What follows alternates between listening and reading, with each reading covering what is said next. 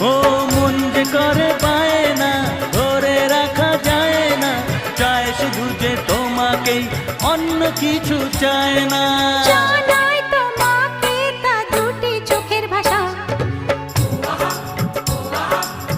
এই তো ভালোবাসা।